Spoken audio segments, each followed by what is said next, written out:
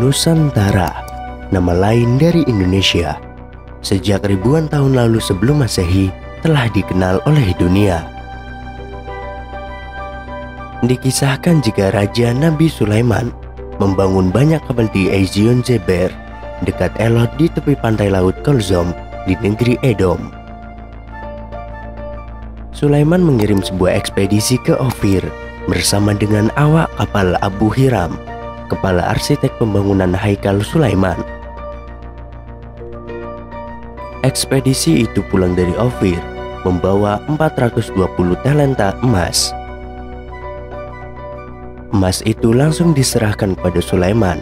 Bukan hanya emas dari Ofir, Abu Hiram dalam literatur Kabalah sering disebut Hiram Abif, juga membawa banyak batu mulia dan kayu cendana. Di tahun 945 sebelum Masehi, Raja Sulaiman kembali mengirim ekspedisi untuk mencari emas di Ofir. Lalu, di manakah Ofir? Ofir merupakan nama sebuah pegunungan yang terletak di selatan Tapanuli, dekat dengan Pasaman. Puncak pegunungannya dinamakan Talaman dengan ketinggian sekitar 2190 dan puncak lainnya bernama Nilam. Di timur Ofir terdapat Gunung Amas yang sampai sekarang dikenal syarat dengan timbal, besi, belerang, dan nikel. Selain Ofir, tahun 2500 sebelum Masehi, Barus, sebuah perkampungan kecil di pesisir barat Sumatera Tengah, juga telah dikenal hingga ke Mesir.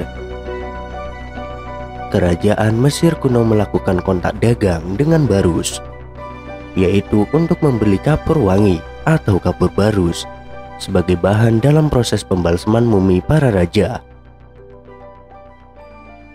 Masyarakat dunia sejak ribuan tahun silam telah mengenal Sumatera sebagai tanah emas.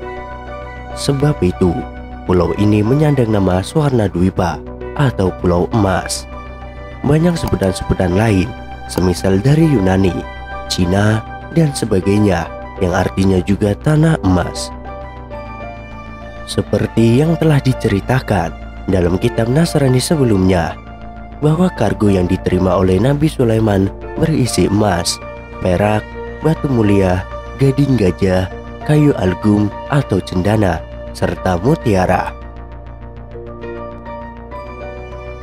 Pada masa lampau, Raja Sumatera menggunakan emas sebagai perhiasan para bangsawan, hingga akhirnya para penjajah tergiur dengan hasil bumi pulau yang dijuluki Suwarna Dwipa ini. Sedangkan perak, hingga saat ini masih ada tambang perak dekat Gunung Talamu, di mana perhiasan perak dibuat oleh para pengrajin asli Kota Gadang, Agam, Sumbar. Sedangkan kayu algum cendana, Pulau Sumatera dari zaman dahulu kala sudah dikenal sebagai penghasil kayu yang dibuat wewangian ini. Bahkan jenis kayu barus diabadikan menjadi nama kota di Sumatera Utara, Medan. Sedangkan gading, seperti yang masyarakat tahu, bahwa spesies gajah Sumatera menjadi ciri khas tersendiri untuk pulau ini. Gunung Ofir atau Gunung Talamau adalah gunung api yang tidak aktif dengan ketinggian 2919 mdpl.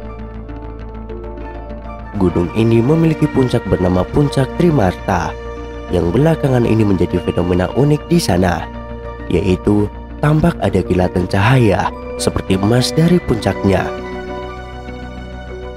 Tidak hanya itu saja, gunung yang berdampingan dengan Gunung Pasaman ini juga memiliki 13 telaga yang dinilai mistis bagi penduduk sekitar. Pada bulan Januari 2017 lalu, warga dikejutkan dengan kilatan cahaya terang pada puncaknya yang berlangsung selama beberapa hari. Dalam surat Al-Anbiya ayat 8, "Dan kami telah tundukkan untuk Sulaiman angin yang sangat kencang tiupannya, yang berhembus dari perintahnya ke negeri yang kami telah memberkati."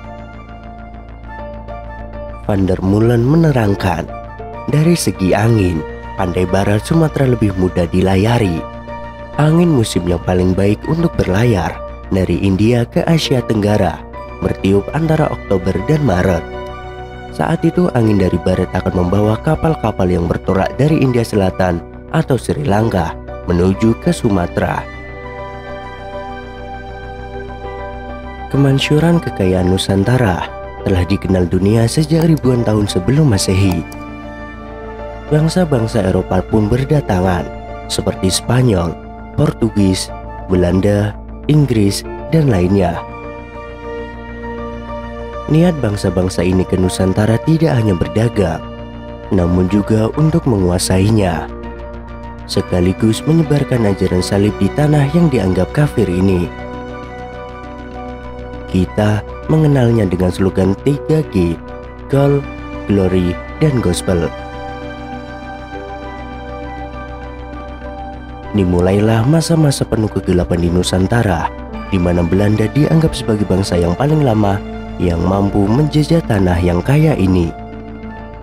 Sejarah telah mencatat bagaimana akhirnya secara politis bangsa Indonesia mampu memproklamirkan kemerdekaannya pada tahun 1945.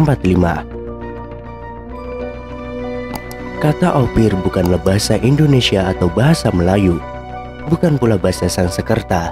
Kata Opir berasal dari bahasa Ibrani tua yang berkaitan dengan emas atau perak. Dalam kisah-kisah Solomon pada mitologi Yahudi, Nabi Sulaiman dalam Islam, kata Opir mengacu pada nabi agama Yahudi, Islam, dan Nasrani.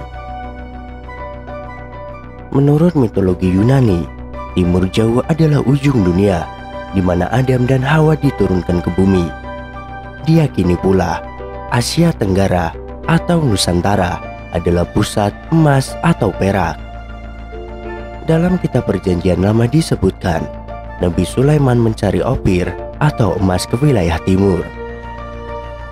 Menurut kepercayaan dulu, bahwa tanah tempat Nabi Sulaiman mendarat adalah Golden Peninsula Malaya dan tempatnya di Ceylon dan Sumatera. Inilah pangkal muasal haluan kapal diarahkan ke matahari terbit. Ternyata Gunung Talamau atau juga disebut Gunung Opir atau Emas yang merupakan gunung tertinggi di Sumatera Barat terletak di Kabupaten Pasaman Barat berdampingan dengan Gunung Pasaman. Mengenai misteri Pulau Opir yang hilang bagai ditelan bumi hingga sekarang juga belum terpecahkan. Walau sudah diteliti oleh banyak ahli sejarah dan juga para ahli yang terkait di bidangnya, pulau atau gunung yang dikabarkan berada di Sumatera ini masih belum menemui ujungnya. Tapi memang untuk semua barang berharga yang ada di kargo Nabi Sulaiman, semuanya bisa ditemukan di Pulau Sumatera.